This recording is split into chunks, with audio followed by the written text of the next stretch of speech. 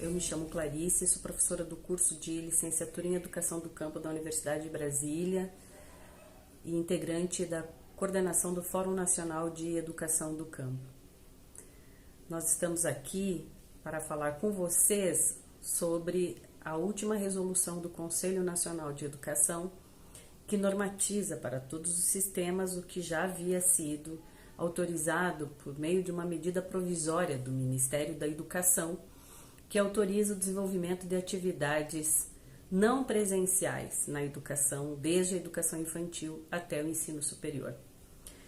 Nós apresentamos o nosso posicionamento como Fórum Nacional de Educação do Campo por meio de uma nota, mas gostaríamos aqui de ressaltar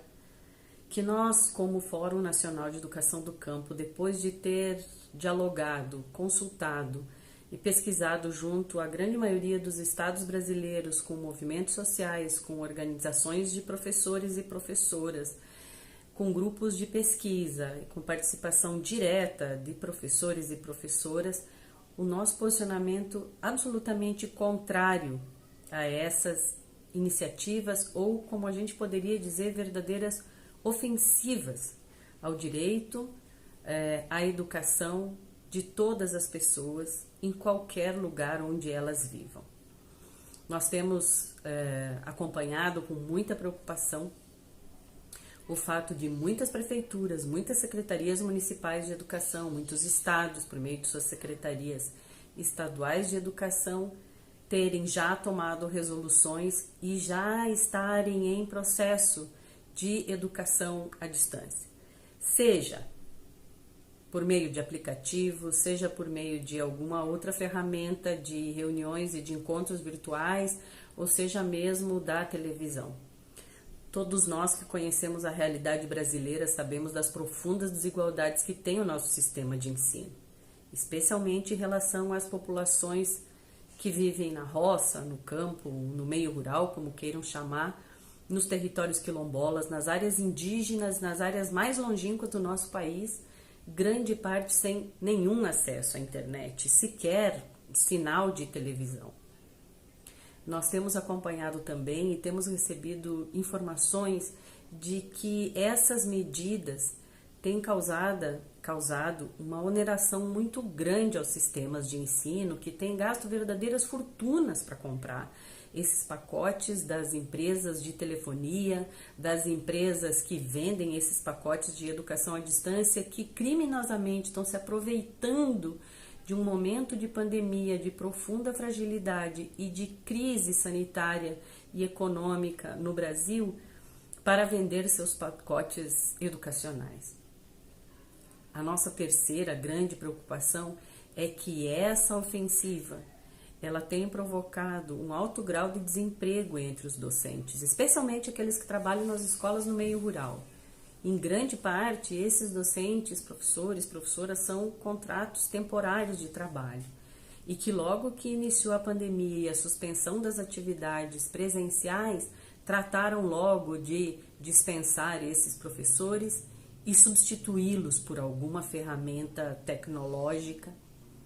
Ademais da nossa preocupação em relação ao fato de essas medidas de implementação de educação à distância ou remota, ou como queiram chamar, estarem atentando contra o direito igual e o acesso igual de todos à escola, ademais da nossa preocupação com o excessivo gasto que os municípios têm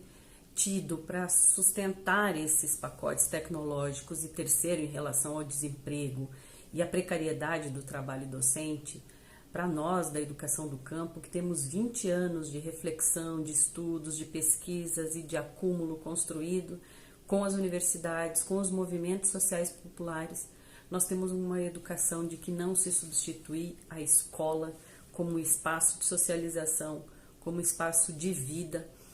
como um espaço em que a educação se dá em interação entre todos aqueles estudantes e estudantes, estudantes com professores, professores, estudantes, escola com a comunidade. Recentemente ouvi uma entrevista com uma representante do empresariado da educação no Brasil, reconhecendo que estas medidas que estão sendo tomadas pelos estados e municípios, sim, ok, estão provocando um certo grau de desigualdade. Ela reconhecendo que nós não atingiríamos os 100% dos estudantes, que em média 25%, 20% dos estudantes ficariam fora porque não têm acesso à internet. Nós não estamos falando somente do meio rural, nós estamos falando também de grande parte da população e das famílias, das crianças, adolescentes e jovens que vivem nas periferias do nosso país. Ela perversamente assumiu que sim, que essas medidas de educação à distância, remota ou por aplicativo provocam um certo grau de desigualdade, mas que nesse momento era necessário.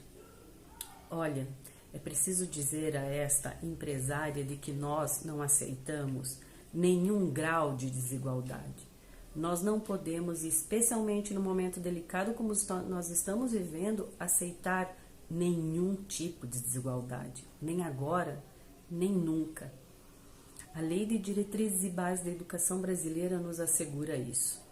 A Lei de Diretrizes e Bases abriu um leque amplo de possibilidades de se organizar o calendário escolar. Nós precisamos, nesse momento, nos unirmos e nos mobilizarmos, estudantes, professores e professoras e a comunidade, para agirmos e atuarmos contra essa ofensiva ao direito igual à educação que tem todos os meninos e todas as meninas estudantes brasileiros. Nós precisamos provocar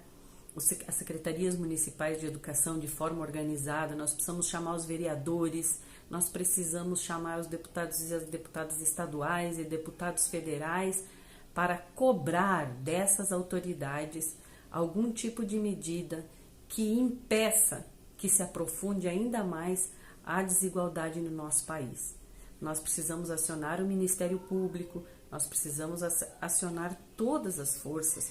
todos os entes públicos e jurídicos para impedir que essa perversidade se institua no sistema educacional brasileiro. Porque para nós da educação do campo, a educação é um direito de todos e de todas e um dever do Estado.